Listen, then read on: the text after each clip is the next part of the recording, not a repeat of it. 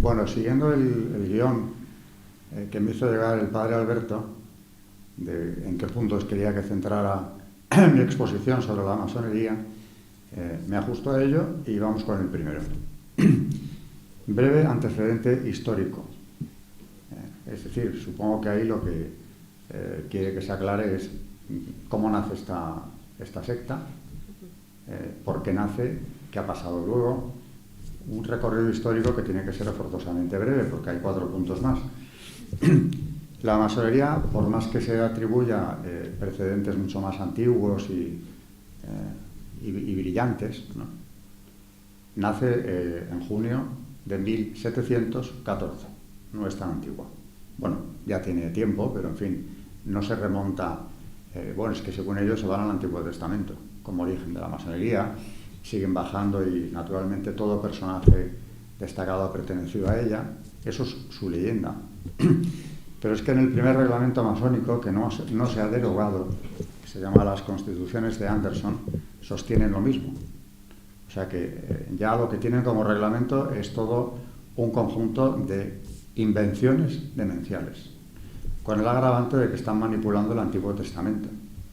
Por ejemplo, el personaje central es Irán Abif. En la leyenda masónica es el personaje clave. Irán Abif está en la Biblia, en el libro de los Reyes. Es un orfebre que el rey de Tiro envía a Salomón para que le construya las columnas del templo. Ya está. Bueno, pues ellos ya hayan sacado un personaje que es el depositario de todo el saber oculto que ellos han ido transmitiendo. No se sabe cómo lo reciben, pero bueno, les viene nada menos que de Irán Abif. Irán Abif, a su vez, lo recibe de Caín, porque es descendiente suyo. Todo esto según la leyenda, claro. Entonces, aquí estoy tocando un tema que es fundamental al hablar de masonería. Es que, aparte de otras creencias, sobre todo la masonería es gnóstica. Es decir, que parten de una herejía que es la más perversa, porque aquí no es que haya un error y una soberbia por parte del heresiarca, sino que hay una invención. Y en esa invención manipulan, como lo han hecho todos los gnósticos. La masonería es una secta más de gnosticismo. Manipulan la historia en vez de en verdad y mentira. En el caso de la masonería digo que la leyenda es demencial, absolutamente. Pero claro, el gran atractivo que tiene para muchos es que si te metes en la secta vas a ir conociendo gradualmente los grandes misterios de la historia, del hombre, de la humanidad en conjunto. Y es, según ellos, el conocimiento más elevado que se puede alcanzar. Tanto que ya el que se haya iniciado en la masonería y grado a grado, porque según en qué obediencia puede haber hasta 33 grados, vaya pasando de uno en otro, al final comprenderá cuál es la verdad. O sea que no es la verdad de la revelación, ya empezamos por ahí, quede claro, sino que es una verdad que, según ellos, te transmiten grupos reducidos de iniciados a otros que se inician en la secta. Esto es lo fundamental. Pero bueno, aquí no me quiero detener. La masonería, como digo, nace en 1714, enseguida pasa al continente, desde Inglaterra, empiezan a fundar logias, que son las unidades masónicas donde se reúnen, donde realizan sus ritos y también sus reuniones. Todo está perfectamente reglado dentro de la logia, los cargos, todo. Hay un maestro, hay un vigilante primero, vigilante segundo, y ahí es donde el iniciado va a ir empezando ese camino que le lleva a hacer, le llega a convertir en un hombre superior. Es la piedra cúbica. Cuando acaba el recorrido le llaman así. Ya es perfecto. No necesita redentores de ningún tipo. Bueno, la logia, las logias empiezan a fundarse en el continente europeo. En principio obedecen todas a la Gran Logia de Inglaterra, que procede de aquella primera fundación en Londres, claro. Esa es la masonería, diríamos, que se llama regular, la más conservadora, porque acepta los landmark, es decir, las instrucciones que ya se dieron desde el principio. Ahora hablaré un poco de las instrucciones en cuestión. Hay una masonería después irregular, que es más revolucionaria que esta, aunque esta lo es muchísimo. Cualquier rama de la masonería lo es, por definición. Y bueno, aquí en el continente pues ha tenido parte, históricamente hablando, en fenómenos siempre revolucionarios, por más que ahora intenten darnos otra imagen. La Revolución Francesa pues ellos mismos proclaman que es obra de ellos. No diría yo tanto, pero que tuvieron una parte muy activa en la revolución, en su preparación, sobre todo, es verdad. Luego en la revolución fueron guillotinados más de uno, porque aquello acabó en un enfrentamiento incluso entre los propios promotores de la misma. Las revoluciones liberales, que son las del siglo XIX, y tratan de recuperar el espíritu revolucionario de la primera, son todas de origen masónico. Las logias masónicas funcionaban como una red oculta, porque una característica de la secta es que es secreto todo lo que se habla en ellas, y no divulgan, casi nunca dan a conocer su condición de masones, aunque ahora ya empiezan a hacerlo porque está bien visto. Hace poco el último ha sido Antonio Hernández, que es el jefe de estrategia de Pedro Sánchez, un sevillano joven que no ha tenido ningún problema en confesar que es masón. A continuación, en la misma entrevista, dice que masonería y política tienen que estar separadas. Pues no estés en ese cargo. Pero estás dirigiendo la estrategia de un señor que es el presidente del gobierno ahora mismo. O sea, que eso es política, que yo sepa. O sea, la contradicción es permanente. Pero bueno, no hay revolución de la francesa hasta hoy en la que no estén. Las liberales acaban estableciendo el régimen liberal en todo el continente europeo, la primera mitad del siglo XIX. Y como digo, la red de conexión, el motor de arranque y la red de conexión son las logias. Además, como es una estructura supranacional, tienen la facilidad de que se comunican y siguen instrucciones pues según la obediencia que tengan, pero está por encima de las fronteras de las naciones e incluso de los continentes. La independencia de los virreinatos españoles fue en buena medida obra de ellos, en una conexión directísima entre las logias americanas y las de aquí, concretamente las de Cádiz. Bueno, podría detenerme en cada uno de estos episodios revolucionarios, pero quiero solamente dar unas pinceladas porque nos quedaríamos nada más que en esto. La revolución comunista, pues también intervienen en ella. De hecho, hay contactos muy significativos entre uno de los protagonistas de esta revolución, Trotsky, concretamente, que recibe la financiación de la gran banca norteamericana. Ese es un dato para tener en cuenta. Y cuando Trotsky vuelve a Rusia para seguir la nueva fase de la revolución, la bolchevique, son detenidos en Canadá. Y logran conseguir, digo en plural porque iba con un grupo de revolucionarios también marxistas que, como él, se habían exiliado o eran americanos o se habían exiliado en Nueva York. Sigue en viaje porque el presidente Wilson se pone en contacto con las autoridades canadienses y facilita la salida de este grupo hacia Rusia. Y claro, la gran pregunta es cómo el presidente de los Estados Unidos, aunque fuera de entonces, y la gran banca están financiando esto. Ahí queda la pregunta, pero adelanto ya la respuesta. Pues porque precisamente en esa gran banca abundan ya los masones, evidentemente la banca Warburg con sus socios, tanto en Europa como en América, la banca Rothschild, por ejemplo. Estamos hablando de la élite de la masonería. Pues buscan lo mismo que el marxismo en un sentido, que es arrancar de cero. Es decir, construir un mundo demoliendo el que existe. ¿Y qué es lo que más estorba en este proyecto revolucionario? El cristianismo. Claramente es eso, es crear una sociedad nueva, un hombre nuevo, anticristiano, por más que ellos hablen de la tolerancia, este es un objetivo que tienen que batir. Y claro, ahí se encuentran con que los masones liberales, como pueden ser los banqueros americanos, que luego no lo harán tanto, porque uno de los más destacados, Mandel House, que era además asesor de Wilson, bueno, este más que banquero viene de una familia de banqueros y es amigo y socio de muchos de los que he nombrado. Pero este tiene un libro publicado que se llama Philip Drew, Administrador, donde dice que lo que él querría es que se realizara o que se alcanzara una sociedad como la que Marx soñó. Entonces, aquí vamos de sorpresa en sorpresa, pero claro, siempre comparten eso. Las palabras de paso en la masonería, de rito y que además definen muy bien lo que es, son, por ejemplo, ordo ab caos. El orden vendrá del caos. Luego hay que destruir lo que existe.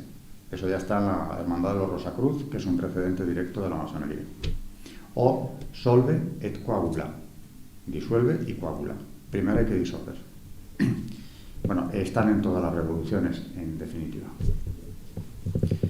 Aquí en la Segunda República, en España, bueno, en todo el siglo XIX están muy presentes, en la Segunda República de una forma muy clara. Y además, ahí sí que encuentras nombres, datos, la logia, la fecha de iniciación de todos ellos, o de la mayoría, y empiezas a entender qué es lo que pasó aquí. Por ejemplo, en la persecución contra la Iglesia que se dio en los años 30 aquí en España, a partir del 31, está la mano de la masonería. El que redacta la Constitución del 31, don Luis Jiménez de Asúa, ilustre jurista, es el hermano Carrara, porque adoptan un nombre simbólico al entrar en la secta, de la Gran Logia Regional del Centro.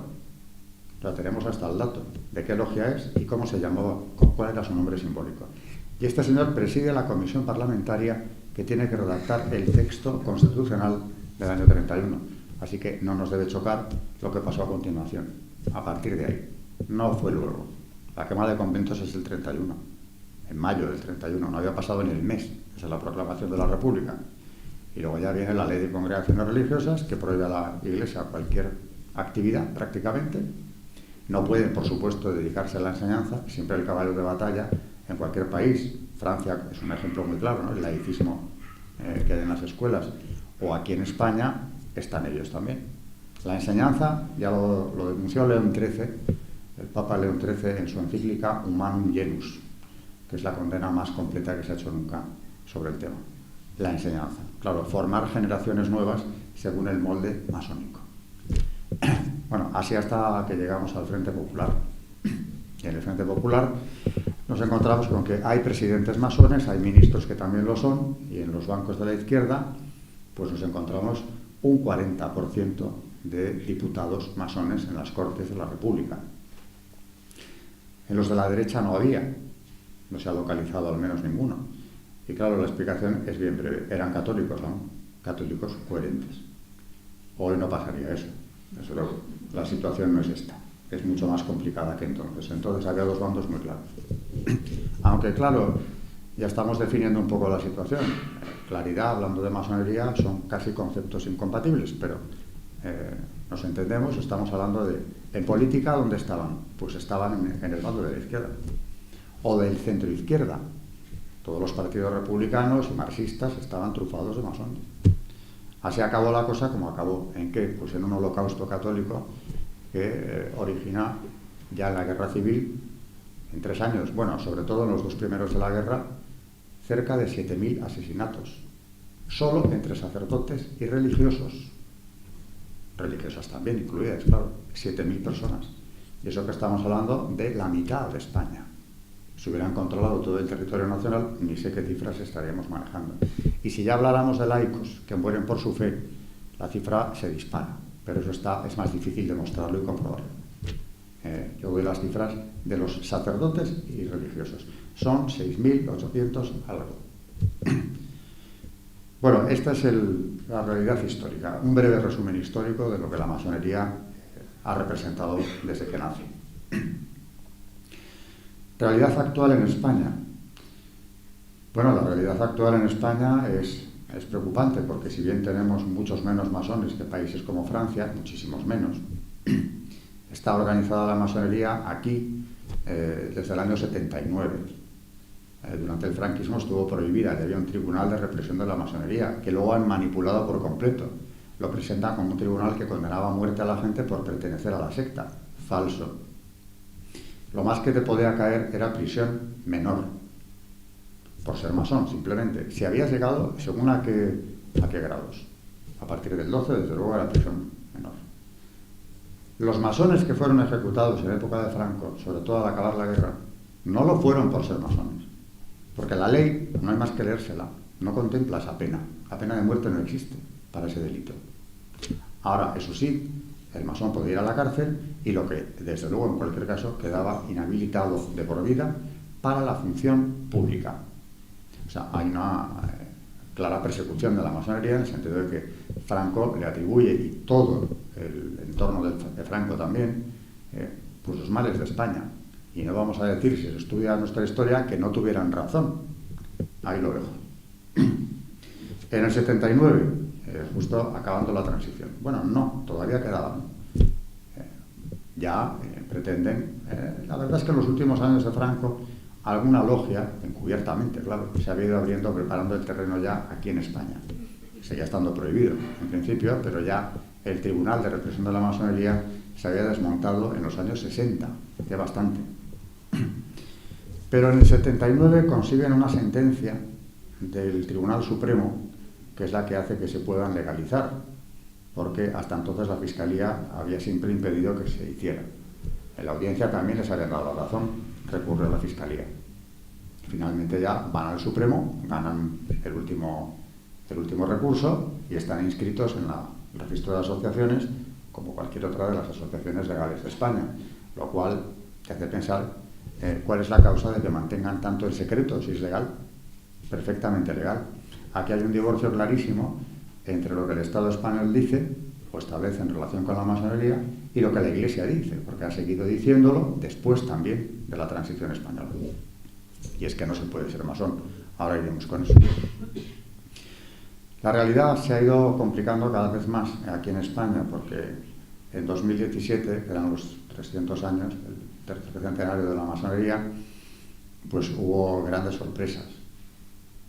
Varios parlamentos autonómicos, empezó el de Baleares, si no recuerdo mal, votaron resoluciones a favor de la masonería, de su honorabilidad, y además reclamando que no se les persiguiera más y que no se les matara. ¿Dónde los matan? ¿O dónde los han matado? Desde luego aquí no. Bueno, pues en Baleares la resolución se votó unánimemente. Todos los diputados del Parlamento Balear votaron a favor. En Cataluña no hay que decirlo, por supuesto tuvieron su homenaje. La propia presidenta del Parlamento, Forcadell, hizo un discurso de elogio, destacando también la identidad entre Cataluña y la masonería.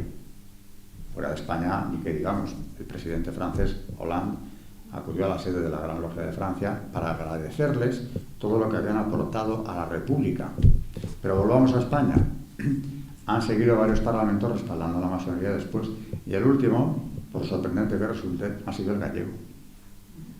Lo que nos indica que, evidentemente, como decía antes, ya no tiene nada que ver de qué partido político sean las personas para que estén involucradas en esto o no.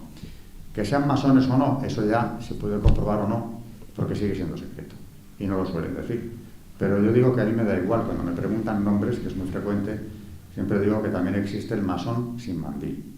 Se llama así a los que siguen las consignas sin necesidad de haberse iniciado en una logia, concretamente, y por lo tanto no participan en los trabajos masónicos, como ellos llaman, pero están siguiendo la estrategia. A mí me da igual que se hayan... Hombre, si se han iniciado es más grave, pero que sigan la estrategia masónica sin ser masones es que casi les sitúa en el mismo plano que a los otros.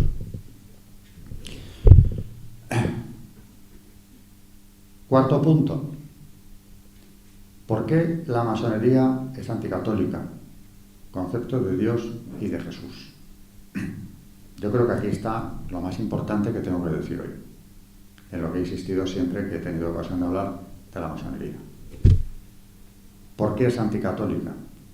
Bueno, podríamos pensar, y esto nos despistaría, que aquellos fundadores de la masonería, en su mayor parte clérigos de iglesias reformadas, por supuesto, protestantes, todos ellos, presbiterianos, tuvieron un gran protagonismo en la fundación. Van a ir a por lo católico, evidentemente, como ocurría en la Inglaterra de su tiempo. Había una legislación contra los católicos aún vigente, que había sido durísima desde el siglo XVI, en el siglo XVII entero, y buena parte del XVIII también. Bueno, puedes pensar, querían asegurarse de que el catolicismo no volviera a prosperar jamás allí. Pero no. Esto tiene más enjundia. Y aquí enlazo con lo que dije en el punto primero. La masonería es gnóstica. También como aquí podríamos hablar de lo mismo, porque en el punto 2, aparte de decir que es la masonería, el padre Alberto me dice que hable de hermetismo, relativismo, humanismo secular, los rasgos generales de la masonería. Relativismo, claro. ¿Por qué son relativistas, moralmente hablando? Pues porque no hay una religión masónica en principio, que la hay. Al final tienen un conjunto de creencias que forman una religión aparte. Pero ellos se supone que aceptan a cualquiera, exigiéndole el cumplimiento de alguno de estos landmarks, bueno, de todos en principio, en la regular, en la otra no. como somos abiertos a todo, hay desde el principio un claro sincretismo en la masonería, pues en esa apertura a todos se les exige que acepten lo común, y aquí está la falacia, a todas las religiones, cosa que no existe, porque no tenemos nada en común con muchas de las religiones. Con las cristianas, bueno, si creen en la Santísima Trinidad, por supuesto ya tenemos algo en común, aunque tengamos grandes diferencias, pero cuando salimos del mundo cristiano nos encontramos ya con realidades que no tienen nada que ver muchas veces con el cristianismo en sí. Así que lo que hay es una apertura en la que cabe, por supuesto, posturas que hoy están muy en boga, y ahora entenderemos el porqué, como es el panteísmo. El panteísmo la masonería lo ha practicado desde el principio. Eso ya lo denuncian los papas del siglo XIX que han estudiado bien el asunto. Especialmente tengo que citar de nuevo a León XIII y su encíclica magna sobre el tema, Humanum Genus.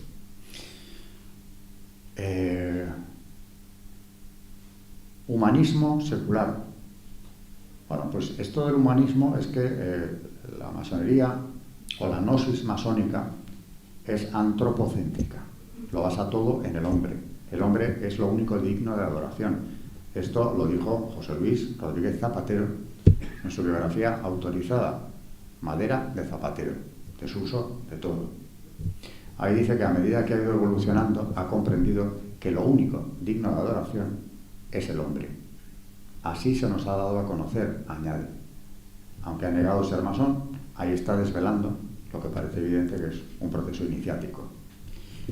Bueno, es el hombre, volvemos a lo que dije antes, el hombre elevado a la categoría de casi la perfección, esa piedra cúbica, no necesita ayudas espirituales de nadie, ya ha comprendido la verdad, se la han dado a conocer en su logia.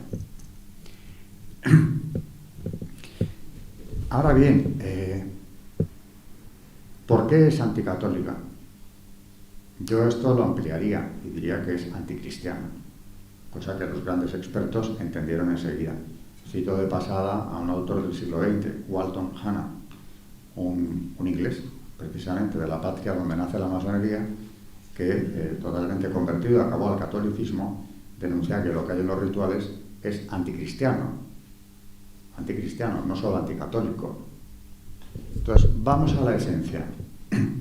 La esencia es que en ese proceso iniciático, aunque en los grados iniciales normalmente no se revela a los que entran en la masonería, en ese proceso quien ilumina el camino del masón es Lucifer.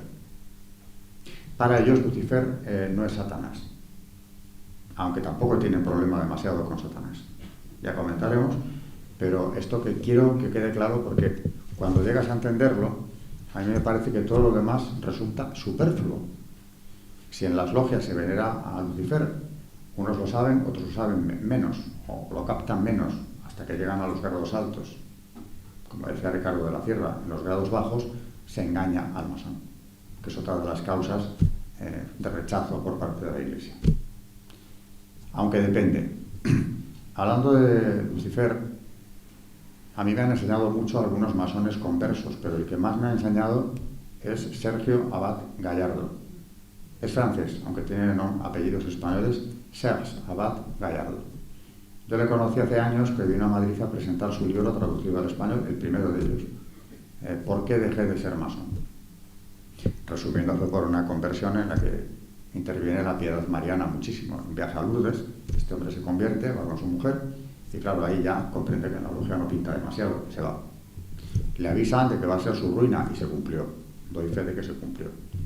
Pero bueno, por lo menos no le amenazaron de muerte como le pasó a otro masón converso, Maurice Queyet, también francés, que vive aún, si no me equivoco, que fue el primero que rompió el fuego y empezó a contar lo que pasaba ahí dentro, cuando ya se había salido, y cómo a él sí que le amenazaron de muerte. A Sergio no, pero le arruinaron como le avisaron. Tuvo 3 visitas con 3 personas que vinieron a verle para decirle lo que podía ocurrirle, que era de quedarse en la calle, él y su mujer. Bueno, han tenido que vivir gracias a la ayuda de sus hijos, que no tenían ni cómo, y tenían una posición brillante. Pero claro, igual que te lo dan, te lo quitan, porque el gran peligro del masón que se va de la masonería es que hable. Claro, el secreto dentro de la masonería es una pieza clave. Es más, los juramentos que tienen que hacer sobre todo cuando entran, de mantener en secreto lo que allí aprendan o vean, son terribles. En la masonería regular, en la inglesa, juraban hasta no hace mucho, ahora han ido suprimiendo los castigos corporales, porque claro, al irse conociendo un poco mejor lo que hay ahí, esto no quedaba bien, pero durante siglos lo han jurado, hasta el siglo XX. Aceptaban ser decapitados si violaban el secreto. Y algo muy curioso, como toda la masonería está llena de simbolismo, aceptaban también que se les arrancase la lengua, aunque ya les daba igual, físicamente hablando estaban degollados, y que la lengua fuera enterrada en la playa a X distancia exacta de la marea alta. Todo eso se me escapa, no sé qué tiene que ver la lengua por haber hablado, supongo, aunque tienen prohibido o aceptaban que se les matara si revelaban los secretos, aunque fuera por escrito, sobre cualquier material. Bueno, el secreto se mantiene, claro, pero como decía Sergio, cuando él deja la masonería, empieza a ver lo que hay dentro. Sobre todo empieza a darse cuenta, porque mientras estuvo allí estaba como ofuscado. Al principio con mucho entusiasmo, luego menos. Pero cuando yo el día que lo conocí, el primer día, ya le pregunté, ¿tú en qué grado supiste que se veneraba a Lucifer? Y me contestó, él pertenecía, hay que aclarar, a una obediencia llamada derecho humano, que es quizá la más expresamente luciferina, o donde más lo han reconocido. A él le chocaba que había una adoración de Lucifer una vez al año. En el grado 1, le preguntó a su maestro, el maestro de su logia, que cómo era aquello. Y le contestó el maestro que no se preocupara, que era solo algo simbólico y se hacía una vez al año. Pero lo hacían. Bueno, Lucifer para ellos representa la libertad, porque es quien se levanta contra la autoridad, contra lo impuesto, contra Dios, en resumen. Y lo que hace es iluminar el camino del masón. Por ejemplo, uno de los más destacados masones del siglo XIX en Estados Unidos, tuvo allí una autoridad indiscutible, Albert Pike, que era un militar norteamericano en general, escribe un himno a Lucifer, así, directamente. Leo una estrofa. Lucifer, el portador de la luz, extraño y misterioso nombre, dado al espíritu de las tinieblas. Lucifer, el hijo de la mañana. Es él quien lleva la luz y con sus resplandores ciega a las almas débiles, sensuales o egoístas. No lo dudéis. Está reconociendo que hay un acompañamiento por parte del portador de la luz, aunque pueda parecer contradictorio. Hay cosas más graves que esto que sí, creo que me va a dar tiempo de traer aquí. Bueno, pues yo le dije que realmente me parecía que lo más importante era este asunto. Y su siguiente libro, ya el título lo dice todo, Serví a Lucifer sin saberlo. Y ahí explica lo que hay oculto del luciferismo en todos los ritos en los que van pasando de un grado a otro o en las ceremonias que celebran. Por cierto, que los obispos alemanes en el siglo XX, en conversaciones con la masonería, con la Gran Logia de Alemania, descubrieron que ritos y palabras, como dicen en su declaración, imprimen carácter en el masón. Tienen un carácter, dicen ellos, de cuño sacramental. Bueno, pues en el libro de Sergio, Yo serví a Lucifer sin saberlo, analiza todo lo que él ve allí dentro. Y hay una clara equiparación entre el bien y el mal. Ahí entramos en una confusión. Bueno, esos conceptos ni siquiera existen tan claramente. Pero entre Cristo y Lucifer. De hecho, hay una figura que se representa a menudo, creo que es del tarot, que luego sacó cuando vino a Madrid, en una conferencia. También vino a presentar mi libro sobre la masonería, se lo pedí y vino. Hubo que ayudarle porque no tenía dinero ni para venir aquí, pero vino. Y claro, mejor testimonio que sé, no existía, porque él sabía y hablaba en primera persona de lo que había vivido allí. Bueno, pues en la figura en cuestión está señalando con un dedo hacia arriba, hacia el cielo, y con otro hacia la tierra, el infierno. Él explicaba que es esa dualidad en la cual da lo mismo. Claro, esto, me acordé de esto que él explicaba, más de una vez me ha ocurrido, porque un masón famoso aquí en España a un amigo común, mío y de él. Un día hablando de religión le decía, desengáñate, es lo mismo plantar un árbol a Dios o plantárselo al demonio. Esto me lo contó mi amigo y bueno, ahí entiendes por qué el personaje en cuestión se ha dedicado a fundar logias siempre que ha tenido ocasión. Pero hace poco, en una conferencia, bueno, en un vídeo que hay mío en YouTube, en el que hablo del grado 29, cuando tienen que pisar un crucifijo, aunque creo que esto lo han ido descafeinando, según me contaba un masón argentino hace poco. El 29 del rito escocés es ya un grado altísimo. Y ahí han tenido ya, reciben los que no se hubieran enterado, una iluminación bien clara de lo que están haciendo. Bueno, pues en ese vídeo, luego como suele ocurrir, hay comentarios. Y uno de ellos dice algo así, pues, citándolo de memoria. El amigo, que era yo, no se ha enterado de nada, dice. Cristo y Lucifer son el mismo. Nos vamos acercando al tema. Bueno, Lucifer, según ellos, es benéfico, es el que nos ayuda a crecer, nos ilumina. Esto, como digo, no hay masón de grado alto que no lo sepa. En unas obediencias antes, en otras después. Pero vamos con Satanás. En la masonería se venera a un ser supremo.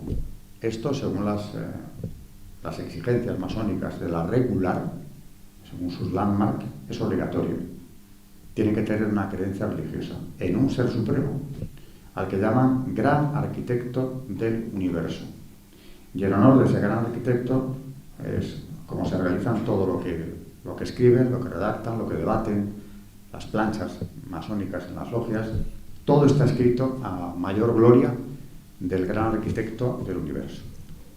Ahora bien, es interesante saber quién es este personaje. Podríamos pensar que es alguien cercano, sí, y lo es, al ser supremo de los deístas, que dicen que por la razón llegamos a entender que tiene que haber un Dios, un creador, pero claro, desde luego no es el de la revelación.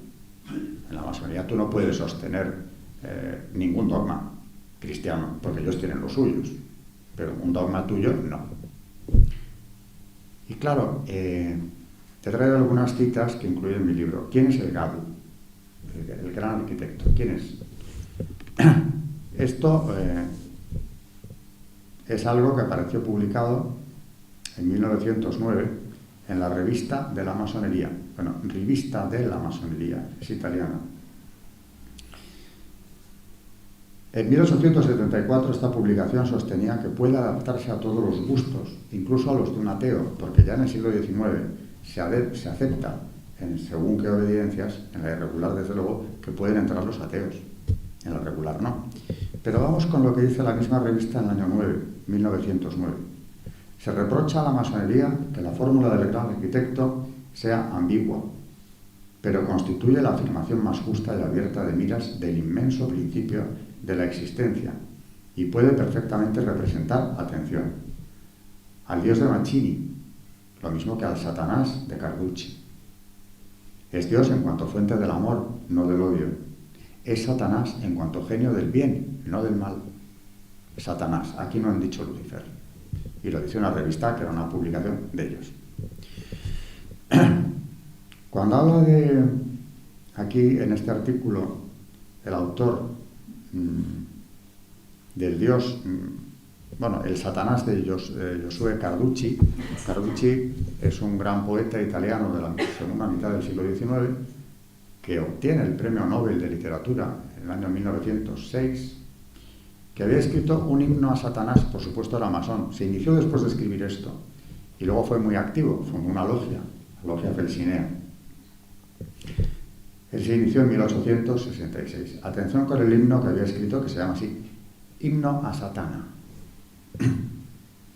Tú, Satán, respiras en mi verso, si al romper mi pecho a Dios desafío. Salud, Satanás, oh rebelión, oh fuerza de la revancha, de la razón. Se alcen a ti sagrados inciensos y votos. Al Jehová de los curas tú has vencido. Aquí no habla de Lucifer. Y además habla claramente de esa oposición contra la Iglesia, son anticlericales por definición, pero lo son de manera especial si hablamos del clero católico. Aunque, insisto, esto no es compatible con ninguna creencia cristiana, no ya católica. Porque hay quien piensa que la incompatibilidad se ha dado entre el catolicismo y la masonería. No es verdad. Otras iglesias, como por ejemplo, bueno, por supuesto la ortodoxa griega, los condenó. Los presbiterianos también, los metodistas también. Hay algunas protestantes que no lo han hecho, pero es que ya hasta los anglicanos, que no han hecho una condena formal en el siglo XX, a partir de las publicaciones de Walton Hannah, al que mencionaba antes, sí que el arzobispo de Canterbury llegó a decir que la palabra secreta de la masonería era blasfema y pagana. Esa palabra secreta es Yabulón, que es un acrónimo que mezcla a Yahvé, el Dios verdadero, con Baal, que es una divinidad diabólica, y On, que es el prefijo de Osiris, una divinidad pagana. Claro, que menos podía decir el arzobispo de Canterbury que la palabra en cuestión era blasfema y pagana. Bueno, él, que había sido masón, dejó de serlo, y muchos obispos anglicanos también, después de esto. No ha habido una condena expresa, pero esto es un documento oficial de la Casa de la Iglesia en Inglaterra. Resumiendo, ¿quién es el gran arquitecto? Aquí cito a un gran experto al que yo he seguido bastante, José Antonio Ullate, que publicó El secreto masónico desvelado. Es contemporáneo nuestro. Y lo resume así. No repugna al concepto masónico de Gadu, gran arquitecto, que se haga significar a Lucifer. Puede ser un dios, puede ser la materia del ateo y puede ser hasta Satanás. Sin que, ofrecidas las debidas explicaciones, ningún masón regular, por más que personalmente le repugne esta interpretación, pueda objetar nada desde el punto de vista de los landmarks y de la legislación masónica. Insisto que, dicho esto, yo creo que todo lo demás casi nos sobra. ¿Cómo no va a ser anticatólica una secta que tiene como iluminador y guía a Lucifer? Y donde se venera a un ser indefinido que puede ser Satanás, sin problema. Bueno, pues sobran comentarios, me parece. Concepto de Dios y de Jesús, pues Jesús lo relativiza también. Atención, que nadie se confunda, porque en las logias quizá, y según en cuál de los grados estés, puede que no oigas hablar de Jesús, ni hablar en contra ni nada, pero están en contra, por supuesto. En contra de Jesús como Dios. Eso no, porque si aceptaran eso, entonces serían cristianos. Y por supuesto eso no. En nombre de la tolerancia, lo que son es intolerantes. De ahí que el relativismo que se ha impuesto en Occidente hace ya mucho, esa dictadura del relativismo de la que hablaba Benedicto XVI, sea de origen masónico. La corrección política, lo mismo. Es una mordaza. Es una mordaza de la que se han apropiado para callar la boca a todo el que no piense como ellos. ¿Cómo puede un cristiano proclamarse como tal y ser masón? Pues sencillamente no puede, de ninguna de las maneras. No puede, si fuera medianamente coherente, sobre todo con su condición de cristiano, por lo menos un católico, porque la Iglesia ha condenado esto en 200 ocasiones. Ya en 1738, Clemente XII publica la primera condena pontificia, que es in eminenti, condena con excomunión a todo el que pertenezca a la secta, incluso quien colabore con ellos.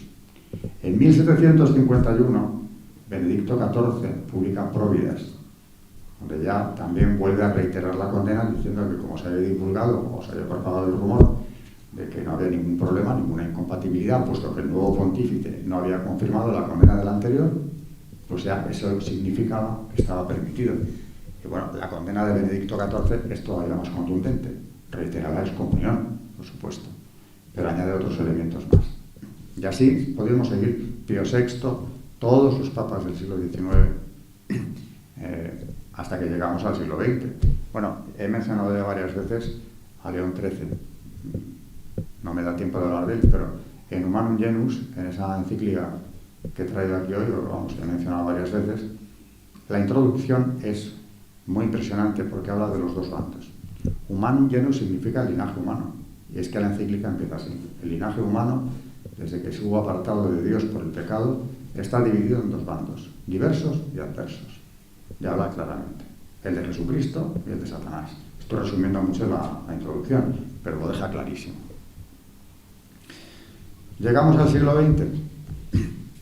No cambia la situación. En 1917 se publica el Código de Derecho Canónico, el primero, en el que hay varios de los cánones donde hablan directamente de la masonería, con excomunión, con pena de excomunión. Especialmente grave en el caso de clérigos, si es que se hallase alguno. Esos pierden cualquier cargo, beneficio o cualquier cosa. Pero vamos a terminar ya, porque la hora se nos está yendo, se nos ha ido casi, con lo que pasa en el siglo XX. He comentado antes que los obispos alemanes se reunieron entre 1974 y 1980, 6 años de reuniones, con la Gran Logia de Alemania, para llegar a la conclusión de que era imposible la doble pertenencia. Ya publican su documento en el 80. Y acaba diciendo: no es compatible la pertenencia a la Iglesia Católica y al mismo tiempo a la masonería. Antes de eso lo argumentan bastante con detalle. En los años 80 sigue siendo condenada, porque cuando se publica el nuevo Código de Derecho Canónico no se menciona de manera expresa a la masonería, pero a la vez que se publica el nuevo código aparece una declaración de doctrina de la fe que empieza con las palabras quasitum est, se ha cuestionado, donde lo que dice esta congregación es que se ha cuestionado si la no mención expresa de la masonería en el nuevo código significa que al fin se ha alcanzado la posibilidad de esa doble pertenencia. Y dice la congregación: no es así. Ocurre que en el nuevo código se ha adoptado un criterio distinto, pero está condenada en cuanto a que se habla de aquellas asociaciones que maquinan contra la Iglesia. Por si quedaba alguna duda, hay una declaración expresa del asunto. Y bueno, termino con la frase más contundente de este documento, que puede encontrar cualquiera en Internet. Declaración sobre asociaciones masónicas de 1983, concretamente del día 26 de noviembre del 83. Y dice que los fieles que se inscriban en asociaciones masónicas están en pecado grave y no pueden acercarse a la Santa Comunión. Esto no es que sea lo más concluyente que se ha escrito sobre el tema, pero es bastante claro. Solo que además viene a sumarse a los cientos de documentos anteriores que, como es natural, no se han derogado nunca. Un masón francés le pidió al Papa actual que esta declaración del 83 la suprimiera. Por cierto, que está firmada por el entonces cardenal prefecto, Joseph Ratzinger, y por Juan Pablo II como Papa, naturalmente, que también la firma. Pues, no se le hizo caso a este señor, y la declaración, como todo lo anterior, sigue en pie. Regulación legal, pues ya lo he explicado. En cuanto a legalidad, están inscritos aquí en España, concretamente en el registro de asociaciones, o sea, es legal. Otra cosa es que sea legítimo, y aquí es donde se produce ese divorcio entre doctrina de la Iglesia y legislación nacional. Y en cuanto a lo religioso, sin embargo, pues se ha mantenido hasta el presente la condena pontificia clarísima, la condena de la Iglesia, con la excomunión. Hay un matiz, y es que en el 83 lo que dicen es que el masón está en pecado grave, no puede comulgar. Pero esto no es una excomunión ante sentencia, que solo puede levantar, bueno, en los casos más antiguos decían las declaraciones pontificias que solo el Papa, y en caso de muerte a un masón. Luego ya, como toda excomunión, pues tienes que ir al obispo, no puede ser cualquier sacerdote el que te levante la excomunión. El Concilio Vaticano II decidió reducir al mínimo el caso de excomuniones. Y en el 83 lo que vemos es que, para el caso, no es excomunión, pero es pecado mortal. Luego, no puedes ser a la vez católico y masón. Si quieres volver al seno de la Iglesia, tendrías que hacer como con cualquier pecado mortal, confesarlo, con propósito de enmienda, y salir de la secta, porque si no, no se te puede dar la absolución. O sea que sigue siendo incompatible. ¿Cómo puede ser que un cristiano se proclame católico y masón? Pues no puede serlo. A no ser que, como comentábamos antes, pues en un ejercicio de puro relativismo moral y religioso, igual que mucha gente va a comulgar en pecado porque no les importa un bledo, y han hecho de su capa un sabio hace tiempo, pues el masón decide hacer lo mismo. Y bueno, no le importa. ¿Cuánta gente comulga en pecado mortal hoy en día? Pues es difícil saberlo. Pero en una misa recuerdo hace años que decía el sacerdote: si viéramos los confesionarios tan llenos de gente como la fila de los que van a comulgar, sería extraordinario. Porque aquí hay gente de la parroquia y no vienen aquí no se confiesan. Lo dijo, pero comulgan. Bueno, pues esto es lo que ha pasado en las últimas décadas, un relativismo moral y religioso tremendo, que claro, es lo que hace posible que a día de hoy pues se pueda comprender que el masón se proclame católico. Delante de mí lo ha hecho alguno. Uno me decía en una reunión delante de 80 personas: a mí ayer me pusieron la ceniza porque era el miércoles de ceniza. ¿Y con eso qué me quiere usted decir? Bueno, realmente no sé qué me quiere decir. ¿Qué significado tuvo para usted esa imposición de la ceniza? Desde luego no la que tiene para un católico, por más que usted diga que lo es, claro. Y con esto pues se nos ha ido la hora y bueno, es un resumen muy sucinto de lo que la masonería es y cuál es su legado.